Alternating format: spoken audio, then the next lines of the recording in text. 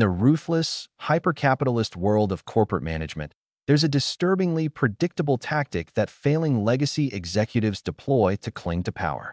When an entrenched monopoly suddenly inherits a disruptive, generational prodigy, an asset capable of rendering the entire senior management team obsolete, the old guard does not embrace the future. They don't hand over the keys. Firing the prodigy is impossible. It would spark immediate shareholder revolt and alienate the consumer base. Instead, they execute a methodical campaign of psychological and operational suppression. They micromanage the prodigy. They force them to sit behind aging, underperforming employees. And when they are compelled to speak publicly about this generational talent, they rely on condescending, infantilizing language designed to strip the prodigy of agency and subtly remind the market who truly controls the hierarchy. This exact playbook is unfolding in real time on the international basketball stage with the USA women's national team. Rather than functioning as a high-performance organization focused on global dominance, it is behaving like a decaying Fortune 500 company, frozen by the undeniable arrival of its future. The veteran establishment has hijacked the coaching staff, prioritizing the protection of the old guard's hierarchy over optimizing team performance, even if it means deliberately sabotaging the offense.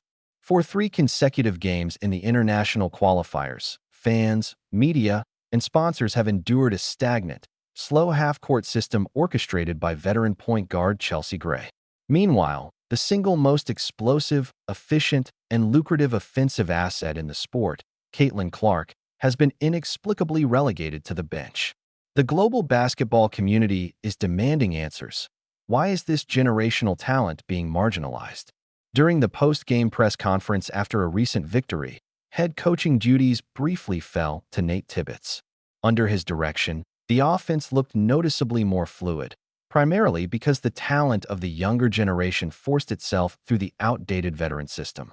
But when Tibbetts was pressed on the lineup that actually dominated the game, the high-speed, hyper-athletic trio of Caitlin Clark, Paige Bueckers, and Angel Reese, he delivered a masterclass in corporate evasion and managerial cowardice. The flow of the game. Yeah, I thought they did a really good job. You know, this is a group that hasn't been along or been together very long. We've kind of mixed the matchups, mixed the rotations. We played our players a little bit longer stretches than what we had done in the first 2 games. And so I thought initially they got off to a good start. I probably played them a little bit too long of a stretch at some of them got a little. Listen to the sheer absurdity and glaring cognitive dissonance of that managerial excuse. Tibbetts sits at the podium and openly admits that he loved the creativity of that specific lineup. He praises the elite shooting, acknowledges the relentless pace, and confirms on record that this exact group, driven entirely by Caitlin Clark's lightning-fast tempo and supreme floor vision, was the most dynamic, efficient, and dominant unit on the court. He notes how they stretched the floor, crashed the boards, and overwhelmed the opposition. But he cannot simply praise them. He cannot declare them the undeniable future of the team or commit to integrating them into the starting 5, because doing so would invalidate the veteran lineup that the USA basketball establishment is determined to protect. His corporate countermeasure? He immediately undercuts their success, claiming they probably played too long and suggesting they got a little tired. This is textbook management deflection. When a backup product outperforms the legacy product across every metric, a manager must fabricate a flaw to justify returning to the inferior status quo. Tibbetts is subtly planting the psychological seed that this hyper-efficient, high-octane lineup cannot be trusted for sustained minutes, that they supposedly lack stamina, conditioning, or veteran discipline. He is laying the groundwork to ensure Chelsea Gray retains her starting spot, despite overwhelming evidence that the team operates on an entirely superior stratosphere when Caitlin Clark controls the ball. But the coaching staff is only half the story. The real poison, the rotting core of corporate jealousy suffocating Team USA, was revealed moments later by Chelsea Gray herself. When a reporter asked Gray to evaluate the rapid rise and undeniable impact of Caitlin Clark and Paige Bueckers, she was handed a golden opportunity to act like a secure, seasoned executive, to praise generational talent, to acknowledge the historic contributions of these players, and to graciously welcome them as the future of the franchise she helped build. Instead, she looked into the microphones and chose to publicly humiliate them. Close. Yeah, I was yelling at them the other day. I was calling them peanut butter and jelly because they were in the wrong place. But it's really cool, man.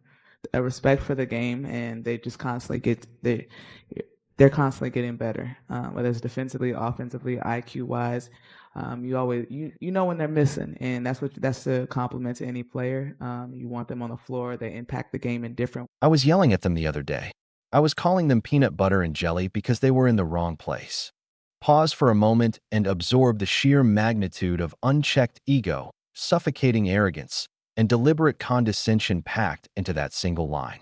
Chelsea Gray, sitting on an international podium, addressing the global sports media, intentionally infantilizes the two most famous, highly productive, and universally recognized players on the roster.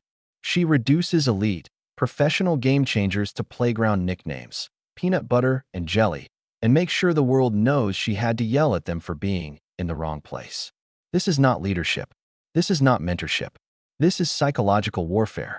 It is the behavior of a deeply insecure legacy employee, desperately asserting unearned dominance over rookies who are objectively superior in every measurable basketball metric. Gray understands the brutal truth. The only reason she is starting is a political mandate from the veteran establishment. She knows that when Caitlin Clark steps on the floor, the game's pace skyrockets, the cross-court passes are sharper, and the team's spatial geometry reaches perfection, something Gray can no longer produce. Unable to compete on production, efficiency, or gravitational impact, Gray resorts to diminishing her peers in public. She attempts to frame Clark and Beckers not as apex predators ready to dominate the court, but as confused children who still need an older veteran to dictate their every move. It is a pathetic, transparent, and utterly humiliating display of corporate insecurity. But the fans see through it. The global sports audience is educated, analytical, and ruthless. They do not care about seniority, paying dues, or protecting the fragile ego of a veteran point guard who is actively suppressing the offense. The creator of this video captures that collective, unfiltered outrage perfectly, the raw fury of a free market that refuses to be manipulated by petty, politically motivated theatrics.